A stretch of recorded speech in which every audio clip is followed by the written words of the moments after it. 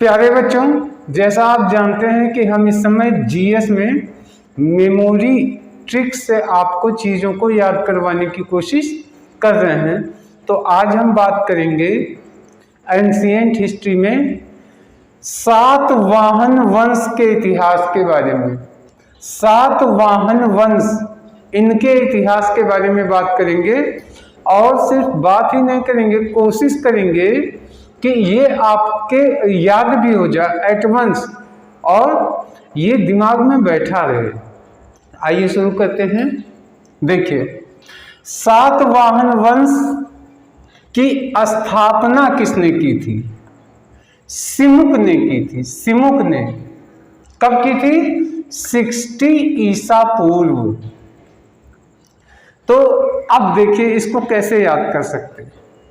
आप कल्पना कीजिए कि एक व्यक्ति थे जो एक बहुत बड़े राजा बने, और जब वो चलते थे तो 7 वाहनों का काफिला उनके साथ चलता था।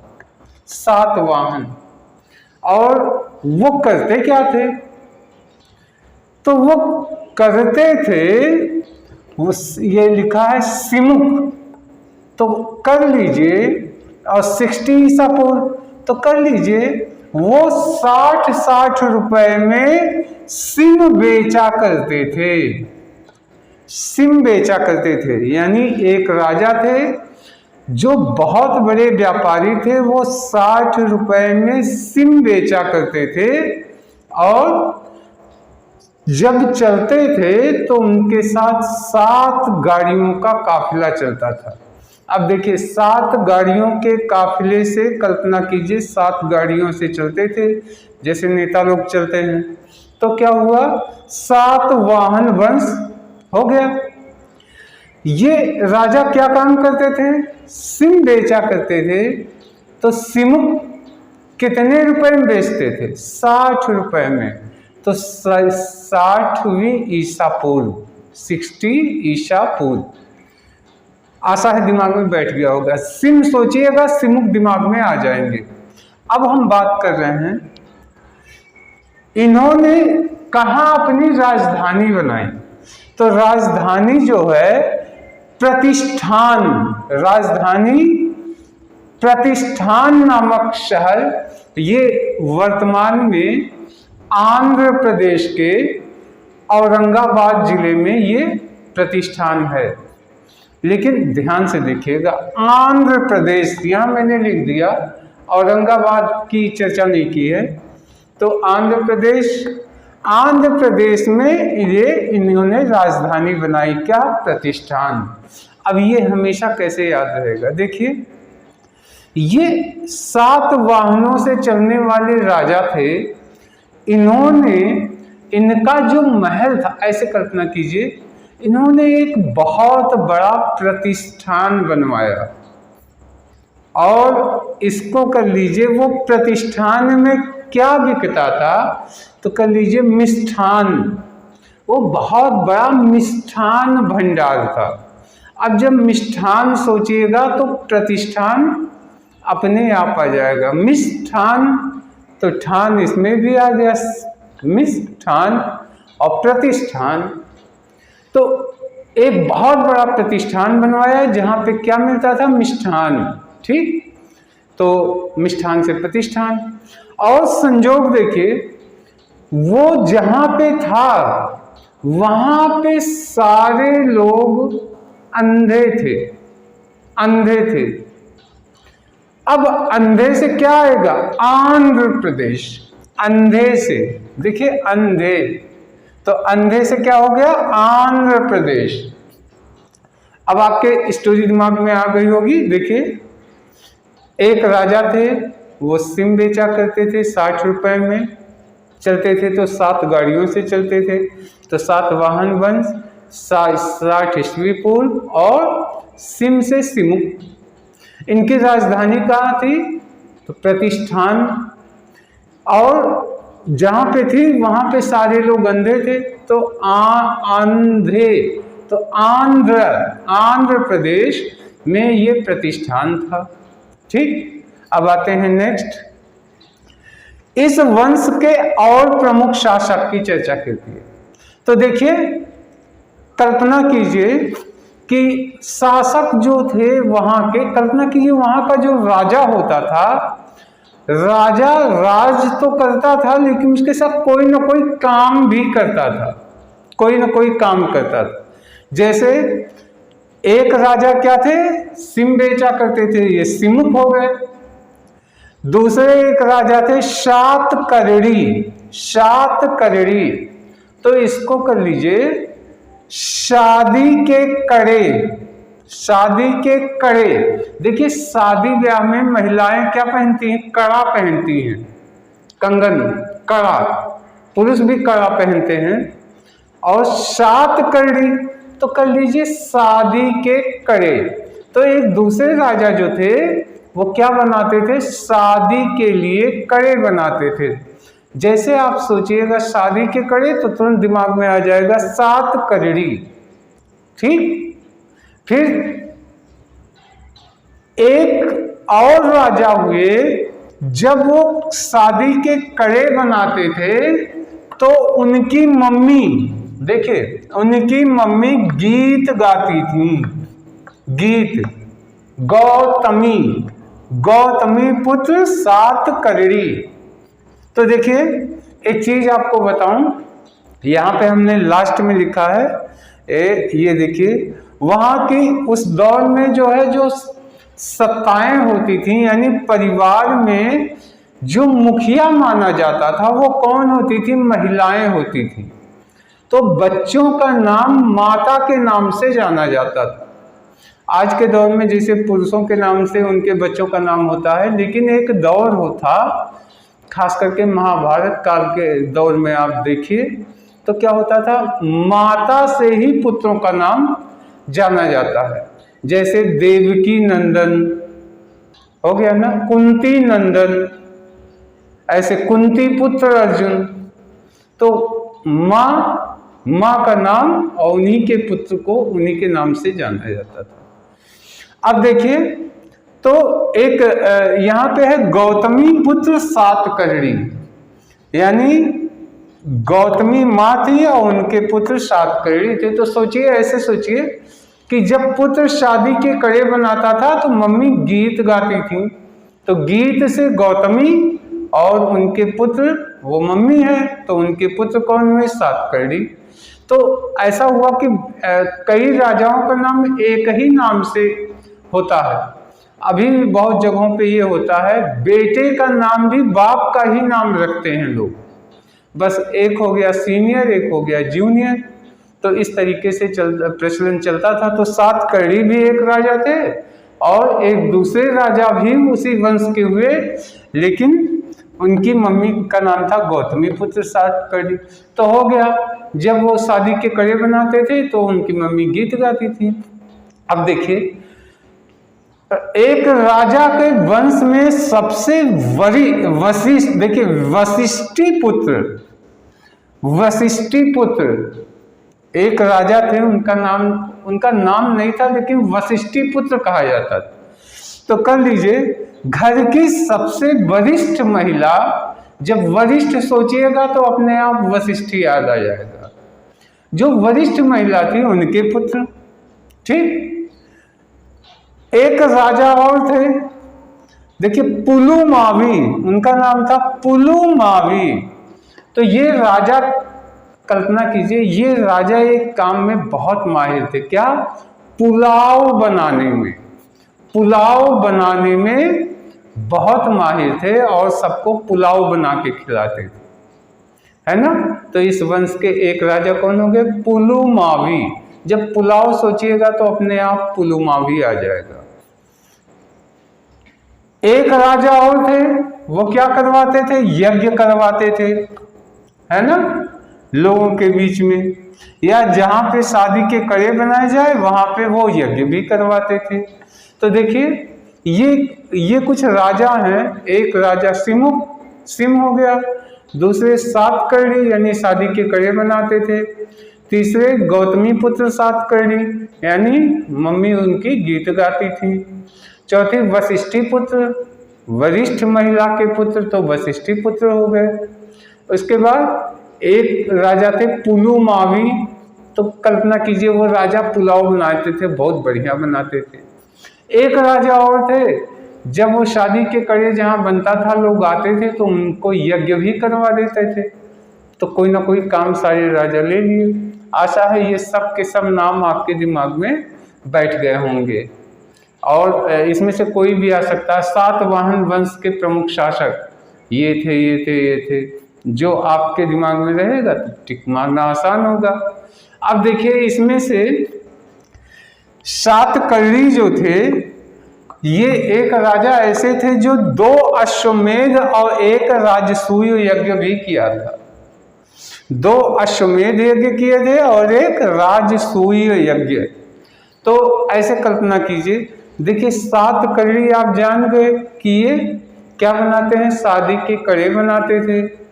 तो ऐसे सोचिए उन्होंने 2 घोड़े लिए, 2 घोड़े, और उन घोड़ों पे लगा दिया अपना नाम सातकर्णी, यानी शादी के हम कड़े बनाते हैं।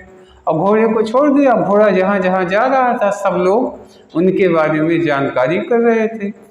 ठीक, तो 2 अश्व छोड़ा था तो 2 बार अश्वमेध यज्ञ किया, 1 राजसूय यज्ञ किया। तो उन्होंने क्या किया, देखिए सारे राजाओं के पास एक चिट्ठी लिख दिया, है ना। तो राजाओं के पास चिट्ठी लिखा जिसमें अपने बारे में बताया, है ना। सातकर्णी यानी मैं शादी के कड़े बनाता हूँ। तो सारे राजा उनके पास आए। ठीक, तो एक राजसूय यज्ञ हो गया।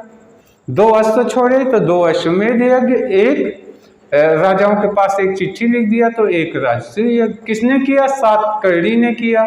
ठीक, अब आगे देखते हैं।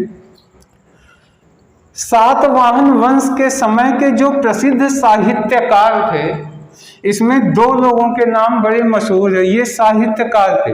आप जानते हैं ना साहित्यकार का काम क्या होता है, लिखना, ठीक, गाना। तो 2 लोग थे, एक हाल और दूसरा गुणाढ़। ये 2 साहित्यकार थे। अब आप कैसे याद कर सकते हैं दोनों को, ऐसे सोचिए कि सातवाहन वंश के जो लोग थे, यानी सातवाहन से चलते थे, इसका मतलब बहुत ऐशो आराम से जीते थे। तो 2 लेखक थे, ऐसे सोचिए साहित्यकार, लेखक। एक जो है उन राजाओं का हाल चाल कागज पे नोट करते, हाल चाल। अरे भाई अगर आप किसी घर में जाते हैं, वहाँ रहेंगे तो उन लोगों की क्या स्थिति है, कैसे रहते हैं, क्या खाते हैं, क्या पीते हैं, तो उनका हाल चाल सब आप वो लिखते थे। और एक दूसरा व्यक्ति था जो राजा उनके परिवार के सारे लोगों के गुणों के बारे में बात करता था, गुणों के बारे में, तो उनका नाम था गुणाढ़। ठीक, अब 2 साहित्यकारों के 2 व्यक्ति, एक व्यक्ति राजघराने का हाल लिखता था, हाल चाल, तो हाल एक साहित्यकार, और दूसरा उन राजघरानों के गुणों की व्याख्या करता था, तो वो हो गया गुणाढ़। ये 2 साहित्यकार थे और इन दोनों साहित्यकारों की बहुत मशहूर रचनाएं। हाल की जो रचना थी, हाल ने एक लिखा गाथा सप्तशतक, गाथा सप्तशतक। तो इसको कैसे याद कर सकते हैं, गाथा सप्तशतक। तो सोचिए कि जो व्यक्ति राजघराने का हाल लिखता था उसने एक किताब लिखा, और गाथा, आप लोग कहते नहीं कि गाथा गा रहे हैं, यानी सातवाहन वंश के राजघराने की बात उन्होंने लिखा किताब में और कहा कि ये सत्य हैं, ये सारी कहानी सत्य हैं, मैं शपथ लेता हूं, मैं सत्य, देखिए सप्तशतक, तो कर लीजिए शपथ, जानते हैं ना शपथ लेना, सौगंध खाना, कसम खाना होता है ना। तो उन्होंने कहा कि मैं शपथ लेता हूँ, 100 बार शपथ लेके बता रहा हूँ कि इनकी गाथा सही है। तो हो गया। हाल ने क्या लिखा? गाथा सप्तशतक। और जो दूसरे थे गुणाढ़, वो गुणों की व्याख्या करते थे, उन्होंने एक किताब लिखा और इतना बड़ा लिखते गए कि बहुत बड़ी कथा तैयार हो गई, बृहद कथा। बृहद माने बड़ा और कथा कहानी। ठीक, आशा है आपको याद हो गया होगा। यानी हाल में क्या लिखा? सप्तशतक और गाथा सप्तशतक, और गुणाढ़ ने क्या लिखा? बृहद कथा। और हाल और गुणाढ़ ये दोनों साहित्यकार थे, सातवाहन वंश के समय के मशहूर साहित्यकार थे। अब देखिए मुद्रा, उस दौर में चांदी, तांबा, कांसा, सीसा, है, इन सब की मुद्राएं चलती थी। अब देखिए आप दिमाग में ये बैठ जाएगा तो ये कभी नहीं भूलेगा। देखिए सातवाहन वंश के लोग कहाँ थे? आंध्र प्रदेश में। आंध्र, तो जैसे कहा आंध्र मतलब सब अंधे थे। तो कल्पना की जब सब अंधे ही थे तो जो उनके हाथ में सिक्का आता था वो चांदी का है कि सोने का है कि कांसे का है कि पीतल का है, किस चीज का सिक्का वो देख ही नहीं पाते थे। इसका मतलब हर सिक्का उनके दौर में चलता था, चांदी, कांसा, सीसा, तांबा, ये सब सिक्का उनके राज्य में चला करता था। अब देखिए क्या हुआ, ब्राह्मणों को भूमि दान देने की परंपरा भी यहीं से शुरू हुई। सातवाहन वंश के लोगों ने ही ब्राह्मण को भूमि दान देने की परंपरा चालू की। ये कैसे याद हो जाएगा? बहुत आसानी से याद हो जाएगा। देखिए ये सातवाहन कल्पना की इतने धनी थे भाई, 7-7 गाड़ियों से चलते थे। तो जो ब्राह्मण लोग आते थे वो ब्राह्मण को जमीन दान में दे करके उनको अपने राज्य में बसा दिया करते थे। तो पहली बार आमतौर पे ब्राह्मण लोग क्या मांगते? दक्षिणा। तो सिक्का, रुपया, पैसा तो देते ही थे, कहें कि ले जाओ जमीन, तुम इसी जमीन पे बस जाओ और धर्म कर्म का काम करना तो हमको लाभ मिलेगा। तो भूमि को अनुदान यानी ब्राह्मणों को दान में देने की परंपरा भी इन्हीं लोगों ने शुरू की। अब देखिए क्या है, इनकी भाषा कैसी थी? प्राकृत, और इनकी लिपि थी ब्राह्मी।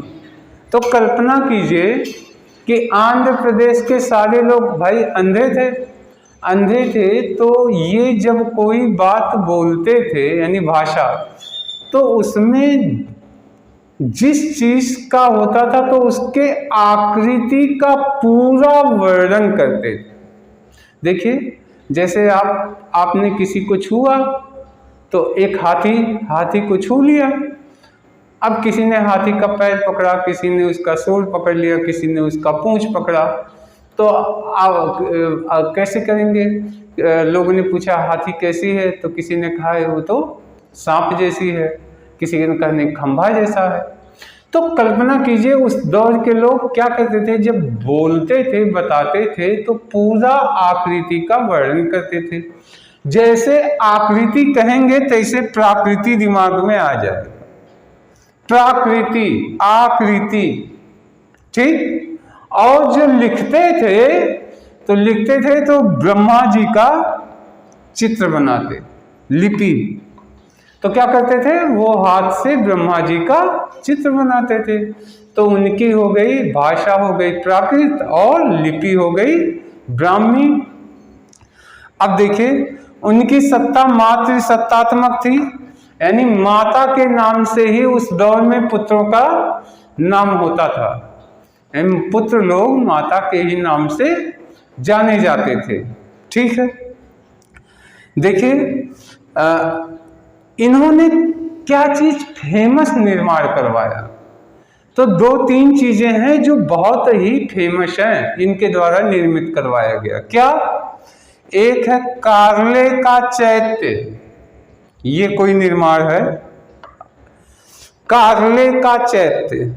ठीक, अब इसको कैसे याद कर सकते हैं? कारले का चैत्य, तो इसको कर लीजिए चैत्य को कर लीजिए दैंत, यहां कर लीजिए कारले, लिखा है ना कार का, देखिए शब्द का उच्चारण देखिए, कारले, कारले का चैत्य। तो कल्पना कीजिए कारले, तो एक दैंत था जो कार लेके चलता था, तो कार लेके चलता था, तो कार ले, कल्पना कीजिए एक दैंत यानी बड़ा सा राक्षस और कार में बैठ के कार चला रहा है, तो कार लेके चलता है, तो कार ले चैत्य, तो जैसे दैंत सोचिएगा तैसे चैत्य दिमाग में तुरंत आ जाए। दूसरा, अजंता एवं एलोरा की गुफा, इनका बहुत बड़ा योगदान था इन गुफाओं का निर्माण करने में, तो ये बहुत फेमस भी हैं, अजंता एलोरा की गुफाएं बहुत फेमस भी है। तो सातवाहन वंश ने ही इसकी स्थापना करवाई थी। अब इसको कैसे याद कर सकते हैं? देखिए बहुत आसानी से, यहाँ लिखा अजंता, यहाँ लिखा एलोरा, एक गुफा, तो करिए सातवाहन वंश के जो राजा थे उन्होंने एक गुफा का निर्माण करवाया, ठीक, लेकिन उस गुफा में जनता नहीं जा सकती थी, जनता, आजनता, तो आजनता मतलब जनता नहीं, जहां जनता ना जाए, यानी वो राजा के द्वारा, उन्हीं के द्वारा निर्मित किया था और वहां पे जनता नहीं रहती थी, न जाती थी, तो आजनता, जनता क्यों नहीं जाती थी? देखिए जहां तक हम सोच सकते हैं, अगर आप भी वहां तक सोच लिए, गारंटी देता हूं कभी नहीं भूलेगा। जनता वहां क्यों नहीं जाती थी? क्योंकि उन्होंने गुफा में एलोवेरा का पेड़ लगाया था। देखिए एलोरा, तो एलोरा को कर लीजिए एलोवेरा, एलोवेरा का पेड़ लगाया था, और चूंकि पेड़ राजा ने लगवाया था इसलिए वहां जनता उसको छू नहीं सकती थी, तो जनता नहीं जाती तो अजंता, और एलोवेरा का पेड़ तो एलोरा, ठीक। और उसके बाद क्या हुआ? अमरावती की कला, ये भी बहुत फेमस है, अमरावती महाराष्ट्र में है, तो ये तो बहुत आसान है, अमर होने की कला, अमरावती कला, तो कर लीजिए अमर होने की कला। उन्होंने एक ऐसा भवन बनाया जिसमें वो उस कला को बताते थे, लिखे थे, छपवाए थे कि जिससे लोग अमर हो जाएं, तो अमर से अमरावती कला। बस आशा है कि आपको सारे पॉइंट दिमाग में जरूर बैठ गए होंगे। आप जब रिवीजन करिएगा तो गारंटी देता हूं कि घटनाओं को सुन के रिवाइज करते समय शब्द सटीक और सही से आपके दिमाग में आएंगे। इस वीडियो में इतना ही, फिर नेक्स्ट वीडियो में और हम लेके आएंगे, और कोशिश मेरी यही है कि हम आपको मैटर को न सिर्फ दें बल्कि हम पूरा का पूरा याद भी करवा सकें। तो इस वीडियो में इतना ही, धन्यवाद, नमस्कार।